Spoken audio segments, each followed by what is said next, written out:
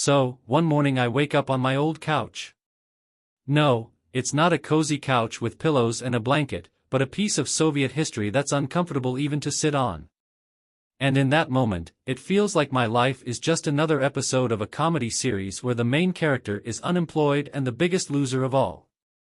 But I decided to change that script, even though a long and thorny path lay ahead before I'd get to the real audition. Let me start with the most interesting part. I worked at a car repair shop where everyone looked down on me. The owner, who at first glance seemed to have a successful business, never missed a chance to remind me that I was just another errand boy to him. The work was dirty, the pay was miserable, and I constantly wore the label of a failure. "You're a nobody, got it?" he once said to me when I tried asking for any kind of bonus for completing a difficult task. And that phrase, like a hornet's nest, stuck in my head. You know, I didn't just put up with the mistreatment from day one.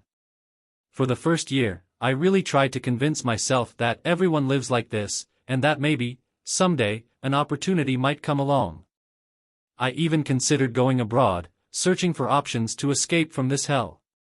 But the more I worked, the more I understood that not only was I not valued, but they were also laughing at me behind my back. So, working there almost without any days off, I started noticing how, at the top, the money kept flowing, yet none of it reached us. For lunch, the most we could afford was a bun with milk, while the boss was having cars brought in that could be worth as much as half the house where I rented a room. At that moment, I realized one thing: this couldn't go on. I either had to drop everything and leave or take some action. But, you know, when your pockets are empty, leaving with your head held high isn't that simple. So, I chose a third option, the survival plan. I decided then that I would work silently, save money, and eventually break free from this mistreatment, because I simply couldn't bear it any longer. At this moment, dear reader, I'll tell you one thing: if people don't respect you, it's not always your fault. Sometimes we give people the right to trample all over us, but there comes a moment when there's simply no other choice but to do something explosive and prove to yourself that you're worth more. I'll tell you, in that shop, they made fun of me in every way they could. And it wasn't just, "You're a nobody," it was a whole series of humiliations that sparked anger in me, the kind that made it hard to stay silent. On my very first day, when I came to work, the boss decided I should work on all fronts. And so it began. "What, are you playing around? Here, you work, not tinker like a girl." That was his favorite line. And every time I went to get a tool, he was waiting for me in the corridor for another psychological therapy session. And when he saw me inspecting parts, he yelled, "This isn't a museum. Why are you standing there, admiring it?" Not thinking much about it, he decided to assign me a place, the storage room. You should have seen what that room looked like.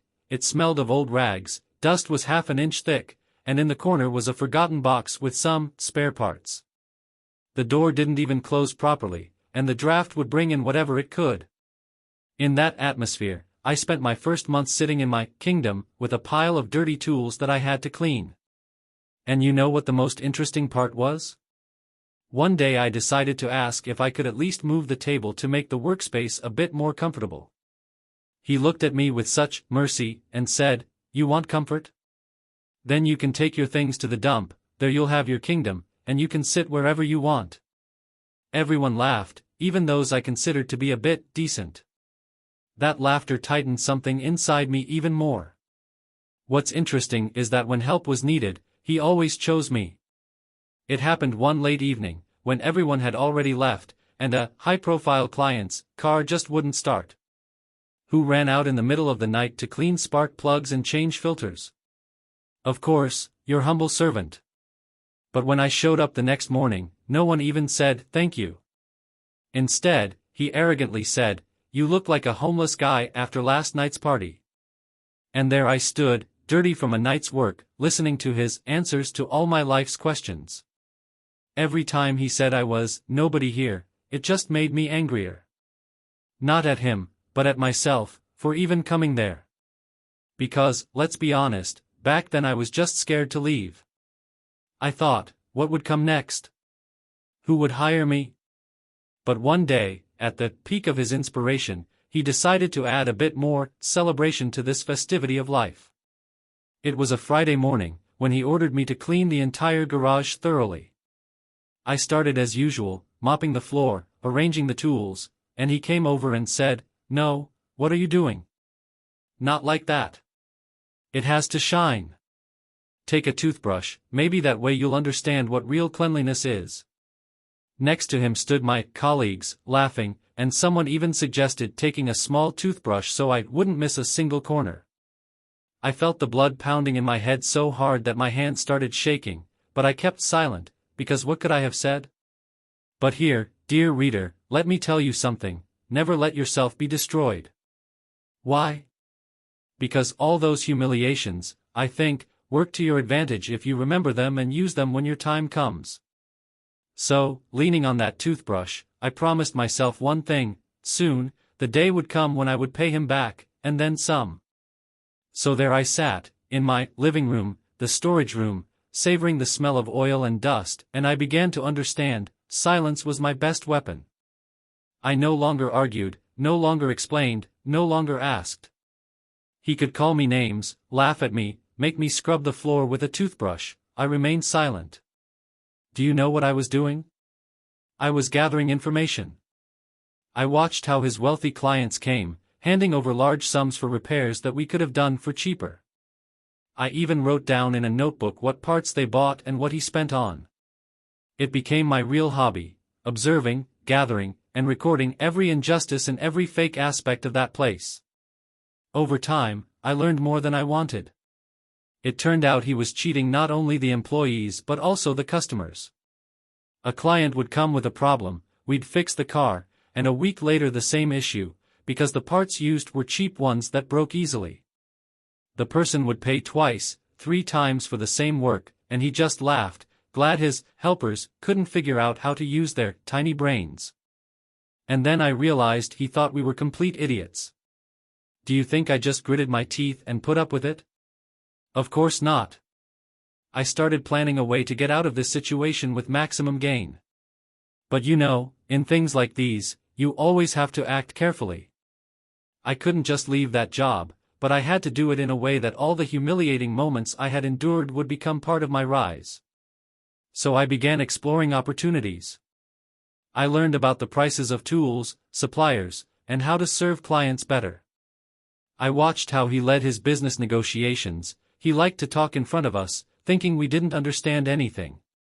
And every time he said something like, "This part will work, but the customer will pay twice as much," I kept all of that in my head.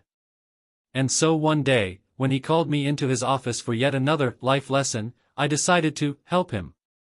I walked up to him and said, "You manage this business so well, it's like a second nature to you." He looked at me as if I was some poor guy who had finally seen the light. And immediately, as if on autopilot, he decided to share his wisdom. "Yes, kid, business isn't for everyone, you need guts and experience, and you're far from that."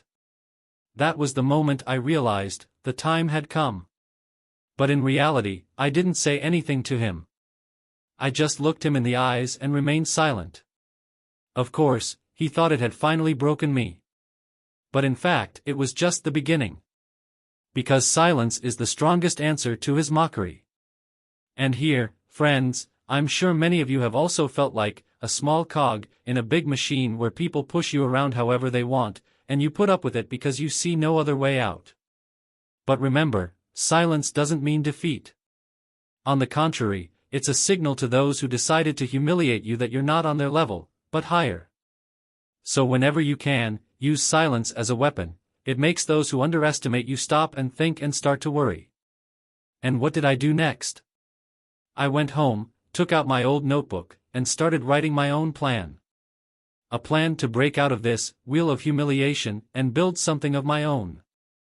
So, I sat at home, opened my old notebook, full of notes about everything I'd seen in that shop, prices of parts, schemes to cheat customers, even times when the boss was on the phone arranging his next trick. That's when I realized, it was time to step out of the shadows. But not just to leave, but to leave traces. To do it in a way that would make it look, in the end, like he was the one who lost. I started small. I found a little place not far from that repair shop where they'd humiliated me. I fixed it up a bit, organized it, got rid of everything unnecessary. It was like a cozy corner for future clients, because everyone in that area knew me, and I had a reputation for honest work, not for the scams that were common in my boss's shop. My first clients? Who else, if not those he had scammed? And of course, I started with honesty. A client came in, and I'd tell them straight away, listen, we can do this repair for half the price you were quoted, but with original parts. People didn't believe me at first, but I offered a guarantee. And it started working. Gradually, I began to stand on my own feet, but I hadn't forgotten about the old place of work.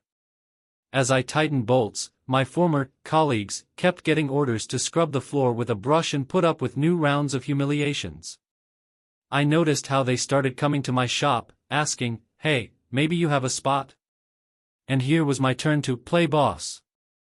I'd say, not at the moment, but I'll think about it. They knew I was creating something of my own, and that drew them in because they knew I wouldn't treat them like our chief. And the more clients I got, the more he realized he was losing something. I remember one day he came to see me personally. He entered, grinning like we were buddies, asking, how's business, pal? And I answered, oh, nothing much, working. I see you're keeping busy too. I laughed to myself but decided it wasn't time yet to show all my cards. He began grilling me, asking, what's this place, what are my plans for the future? But here, I was careful, I told him I was experimenting. He probably thought it was something temporary because, who was I to start a real business? But then, one day, a client who'd been to his shop heard about me and came over for a diagnosis. And you know what? I told him the truth. That man turned out to be someone influential. His family owned several car dealerships in town. He looked at me and listened with such understanding that I realized I had a chance. Thanks to that man, I gained support, not financial, but ideological. He advised me on how to advertise better and even recommended some of his acquaintances for service.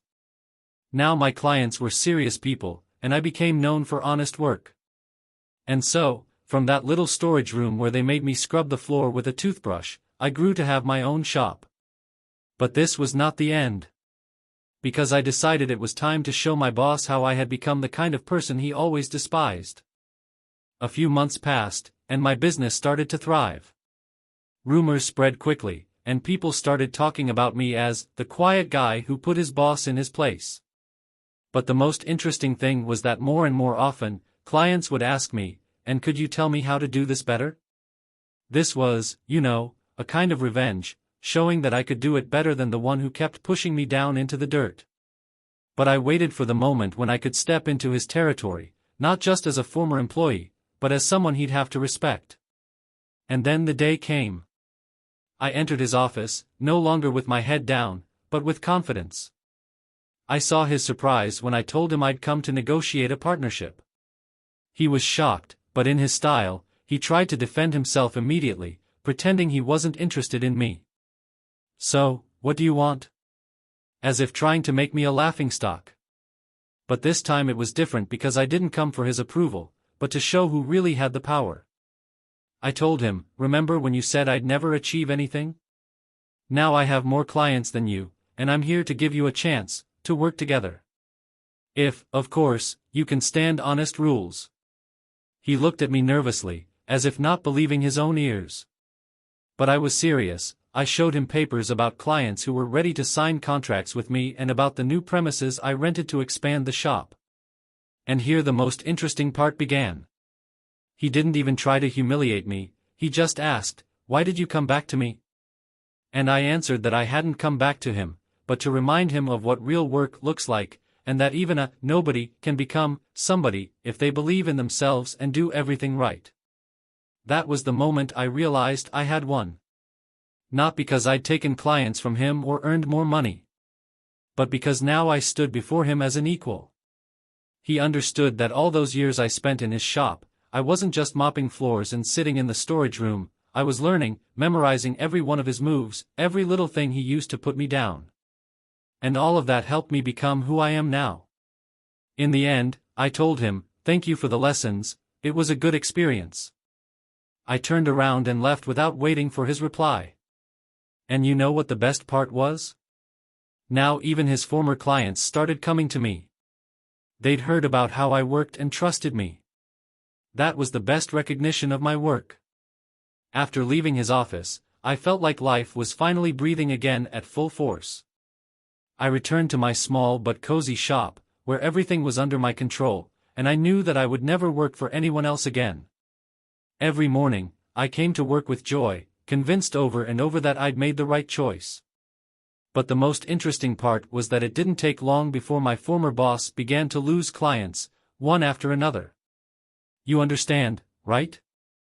The truth always comes out, and people quickly realized who really cared for their cars and who was just milking them for money. And my business flourished, the reputation of an honest mechanic spread further and further, and every day I had new clients. There were moments when I saw my former colleagues coming to me looking for work. At first, it was awkward to hire them, after all, we had once worked together. But now, when I was in my place, it even made me happy to give them a chance and let them work in normal conditions. I didn't promise big money, as I still wasn't that successful, but honest relationships and respect became the foundation of our new team. And what's curious is that at some point even my former boss reached out to me. He came with his hand extended, saying we should team up, that he knew he was right, he just hadn't been lucky. And that was probably the best moment in this whole stepping out of the shadows journey. In front of me stood the one who once humiliated me, who thought I was nothing, and now he was ready to compromise to save at least part of his business. I looked at him and said, "You understand, every choice has its consequences. Once you humiliated me, not thinking I was worthy, but now the time has come for payback. I'm grateful for everything you did for me because that's what forced me to become who I am. But work together? No, I'd rather keep working on my own." And you know, since then, I haven't seen him again. He simply disappeared from my life, and I stayed in my place, where I was happy and free. Looking back now, I understand that the path I went through was hard but necessary.